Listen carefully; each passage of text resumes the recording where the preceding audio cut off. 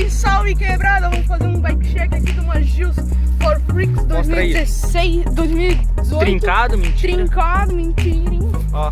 Vamos começar pela frente, tá ali, ó.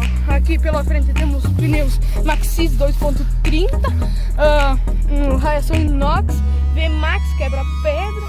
Aqui um disco do Paraguai, raiação inox, raiação inox.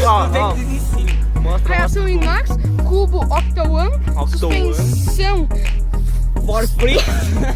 for free. Ó, uma Storm branquinha, velho. Olha, pronta pra sujar. Ó, um desgaste aqui, mentira. Um desgastinho. Aqui pela frente temos um guidão Viper, um Deore, um Shimano Deore, coisa de boiola. Tá. Um Shimano Deore M615. Olha o dono aí. Um burguês, tá ali, ó. Isso aqui é uma manoplinha da Gills. As manoplinhas mó comunzeira. Essa mesinha aqui que eu não sei qual que é. WG. Pichada, ó. Tampinha Neco.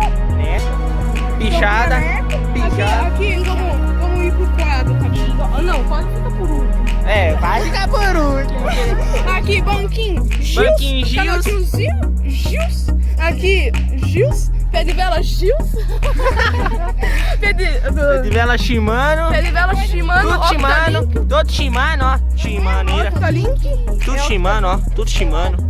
Tá, pneu de trás. Maxxis carecão, tá ligado? Tá ligado. O cubo traseiro. Joytech. Não faz barulho, é lisinho. Lisinho. Pincinha Deore, meu irmão. Cacetinho Shimano ou Tiagra. Câmbio Sora. Deixa eu ver. Mostra aí pra galera. Vira a bike aí. Câmbio Sora, meu irmão. Chora. Ó, e cai corrente. Cai corrente mesmo, falta um guia. Se dona aí, falta um guia. Falta um guia. Ó. Falta guia. Isso aqui é comunzeira. Caiu. Depois era o mesmo. Esse aí é o bike check, então. O quadro, meu irmão. O quadro, meu irmão. Aqui um Gills, ó, trincado aqui embaixo. Trincadinho. Tá olha ligado? aqui, velho, essa Gills. Ó, laranjinha. Ai. Caixa do pé de vela 73.